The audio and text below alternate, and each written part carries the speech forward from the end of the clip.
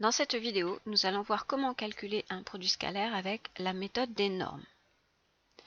On va le faire sur 3 exercices. Le premier ici, le 47, on a un triangle, on a un produit scalaire à calculer. Le 49, on a un parallélogramme, 2 produits scalaires à calculer. Oups, pardon. Et le 50, où on a un triangle et un algorithme à interpréter. Alors, le 47. La stratégie à adopter, c'est la même pour tous les exercices en fait. D'abord faire un croquis, ça c'est parce qu'on est en géométrie. On fait un croquis, pas nécessairement une figure exacte parce que l'objectif c'est d'aller vite, mais un croquis sur lequel on va marquer toutes les informations données dans la consigne. Et ensuite on va choisir entre nos 4 méthodes, donc la définition, la projection orthogonale, les coordonnées ou la formule des normes, les formules des normes. Alors le croquis le voici. Si je veux utiliser la définition, j'ai un problème parce qu'il faudrait que je connaisse, donc pour calculer le produit scalaire de AB scalaire AC, il faudrait que je connaisse l'angle de sommet A, l'angle BAC, et je ne le connais pas.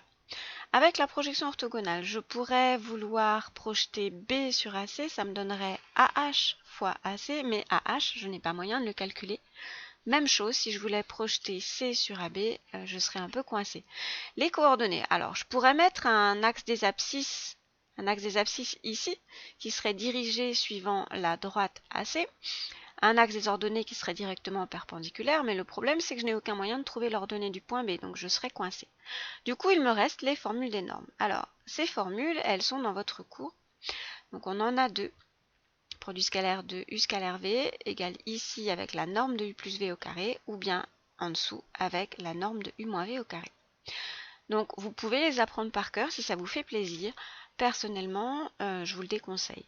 Je trouve que ce sont des formules qui sont assez indigestes à apprendre par cœur, qu'on a déjà assez de choses comme ça à mettre dans notre mémoire. Donc il vaut bien mieux comprendre d'où viennent ces formules. Alors d'où est-ce qu'elles viennent? La première correspond à la norme au carré de la somme de deux vecteurs, U et V. Donc c'est la première identité remarquable. La deuxième correspond à la norme au carré de la différence entre deux vecteurs, U moins V. Donc c'est la deuxième identité remarquable.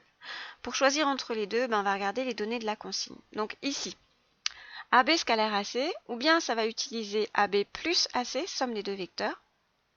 Mais AB plus AC ici, ça me donnerait un vecteur comme ça en diagonale que je ne connais pas. Ou bien, je vais utiliser vecteur AB moins vecteur AC. Alors, ça me fait vecteur AB plus vecteur CA, et la relation de Chasles me dit que ça fait vecteur CB. Ça tombe bien, parce que je connais la norme du vecteur CB. Donc, c'est ça que je vais utiliser, ma deuxième formule.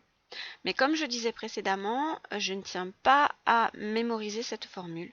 Donc plutôt que de la réécrire et de faire directement le remplacement par les longueurs qui me sont données, je vais la redécouvrir. Ça prend pas beaucoup plus longtemps et c'est assez efficace.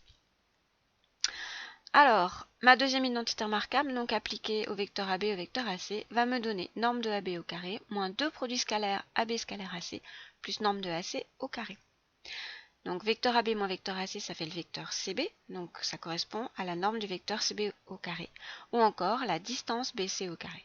Donc distance BC au carré égale distance AB au carré, moins 2 produits scalaires vecteur AB scalaire vecteur AC, plus distance AC au carré. On va transposer le produit scalaire ici du côté gauche de l'égalité, BC au carré, du côté droit de l'égalité, puis après on a une division par 2 à faire parce qu'on avait deux produits scalaires, AB scalaire AC.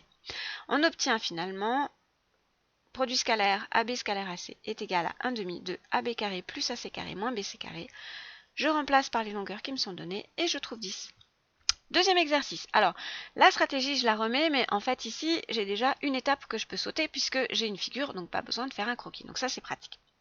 Si je veux calculer AB scalaire AC, j'ai les mêmes obstacles que précédemment dans l'exercice 47. La définition n'est pas accessible parce que je n'ai pas d'angle. La projection orthogonale, j'ai pas moyen de calculer la longueur qui ferait intervenir un projeté orthogonal. Coordonnées, je pourrais placer un axe des abscisses, mais je ne connais pas les ordonnées de mes points C et D. Donc, je vais utiliser les formules des normes. Alors, pour choisir entre les deux, donc pour calculer AB scalaire AC, je pourrais utiliser vecteur AB plus vecteur AC. Vecteur AB plus vecteur AC me donnerait un vecteur ici que je ne connais pas. Donc, c'est pas ça. Vecteur AB moins vecteur AC.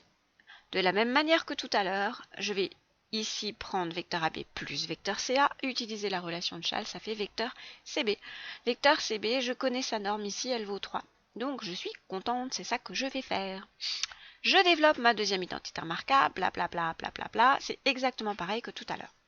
J'arrive à ma relation ici avec les longueurs et le produit scalaire. Je transpose mon produit scalaire à gauche, la longueur BC carré à droite, je divise par 2, j'obtiens cette expression, je remplace, je trouve mon résultat. Deuxième produit scalaire, AB scalaire AD. Alors, je pourrais faire vecteur AB plus vecteur AD.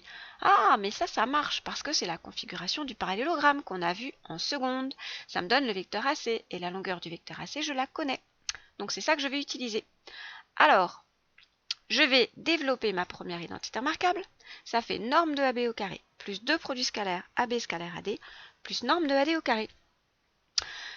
Vecteur AB plus vecteur AD, on a dit ça fait vecteur AC, donc finalement j'ai cette expression-là avec les normes, ou si je la traduis en termes de longueur, longueur AC au carré est égale à longueur AB au carré plus 2 produits scalaires AB scalaire AD plus AD au carré.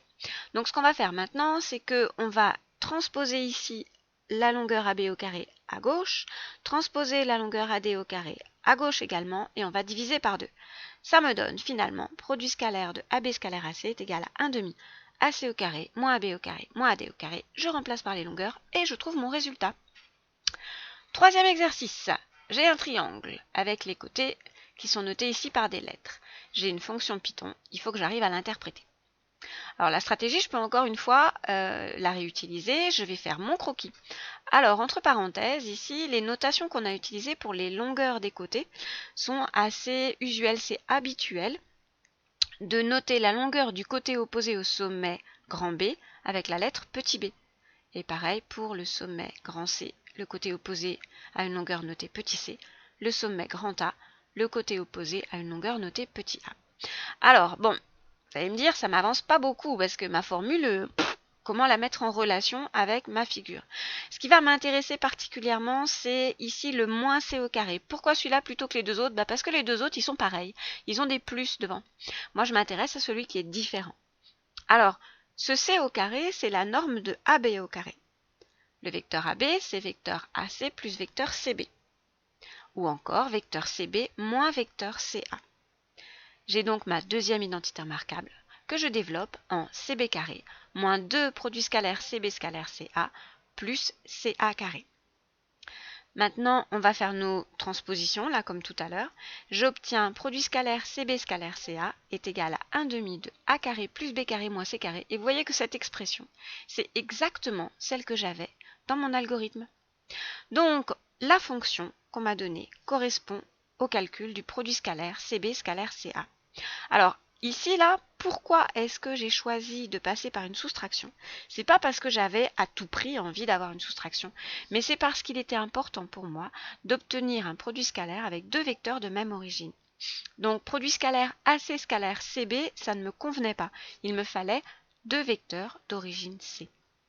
Voilà, vous savez tout sur l'utilisation des formules des normes pour calculer un produit scalaire.